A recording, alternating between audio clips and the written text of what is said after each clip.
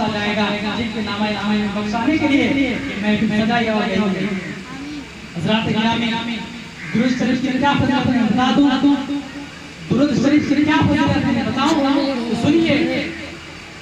एक दफा क्या हुआ, यानी हजरत हसन बसरी रहमतुल्लाह अलैह, जरा गौर कीजिएगा, हजरत हसन बसरी ये कोई छोटे मोटे पीर नहीं है, अल्हम्दुलिल्लाह पीर तो पीर ही होते हैं, लेकिन मेरा कहने का मतलब ये है कि वो आला पीर है।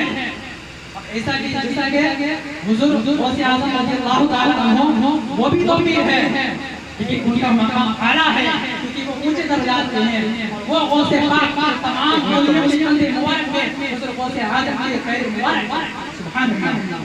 तो इसी तरह से हजरत हसन बसरी ये बहुत बड़े अल्लाह के वली हैं।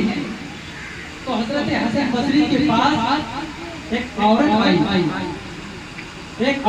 आई और आने के बाद कहने लगी, वो औरत कहती है कि हुजूर मेरी एक बेटी थी जिसको मैं बहुत ज्यादा प्यार और मोहब्बत किया करती थी, लेकिन एक अरसा ऐसा हुआ, एक दिन ऐसा हुआ कि वो इंतकाल कर गई, यानी वो मर चुकी। और अब मैं चाहती हूँ कि मैं उसे ख्वाब में देखूं। अगर आपके पास कोई तस्वीर है तो आप बता दीजिए मेहरबानी करके। तो हजरत हसन बसरी ने कहा कि ए खातून, जब अगर ऐसा ही तुम्हारी ख्वाहिश है तो ठीक है, आप नमाज़ इशा के बाद 4 रकात नफल पढ़ो और 4 रकात में सूरह फातिहा पढ़ो, पूरी 4 रकात में सूरह अल-हक़ का कासर पढ़ो, और ये सब पढ़ने के बाद आप दुरूद शरीफ पढ़ते सो जाओ। इस तरह से जब बता दी तो वो औरत कहने लगी, कहा कि हुजूर ठीक है। फिर वो औरत यानी हुजूर हजरत हसन बसरी के पास से अपने घर पहुंच गई। अब जब अपने घर पहुंचे, जिस तरह से कहने लगे उसी तरह से वो औरत करने लगी। करने के बाद अब क्या हुआ, वो औरत यानी शरीफ पढ़ते सो गई, लेकिन आपके वाकई वो देख रही है कि उसकी बेटी अज़ाब में मुब्तला है। अल्लाहु अकबर, अज़ाब में मुब्तला है, अज़ाब में गिरफ्तार हो चुकी है। क्यों? क्योंकि इसलिए की हुई गलती की वजह से गिरफ्तार। बस ये मत समझो। तो वो औरत को जब जिस तरह से यानी वो औरत जब ख्वाब देखी कि उसके बेटी अज़ाब में मुब्तला है, तो फिर वो औरत हजरत हसन ख्वाब देखकर रोने लगी, और रोने के बाद फिर रोती हुई हजरत हसन बसरी के पास आई और आने के बाद कहा कि हुजूर आपने जैसा ही कहने के लिए कहा था मैंने तो वैसा ही की, लेकिन ख्वाब में देख रही हूँ कि मेरी बेटी अज़ाब में मुब्तला है। हुजूर मैं आप चाहती हूँ कि अल्लाह ताला उसे तमाम मांगों को बख्श दे और फिर उनको जन्नतुल फिरदौस में अल्लाह ताला मुकाम फरमा दे। इस तरह से जब कहा और रो रही है तो हजरत हसन बसरी ने कहा कि पहली बात ये याद रखो कि अल्लाह ताला से पहले उम्मीद होकर रहो और फिर कलमा पढ़ो, दुरूद शरीफ पढ़ो और कुरान खानी करो।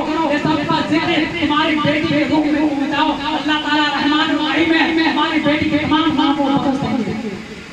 इस तरह से कहा तो वो औरत हुजूर ठीक है। फिर वो औरत घर आई।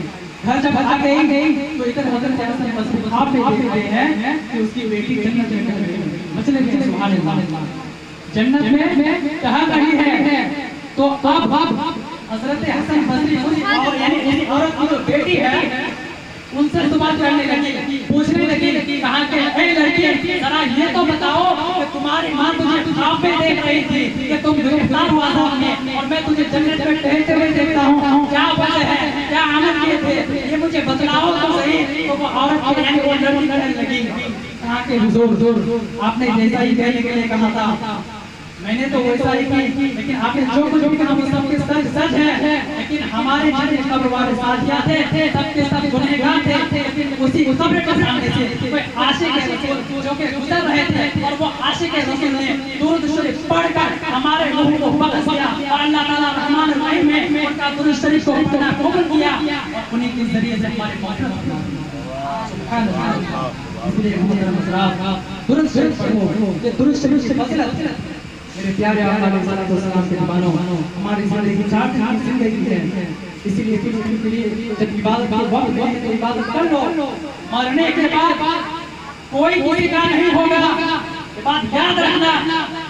आज हमारे माँ बाप हमारे से मोहब्बत करते हैं।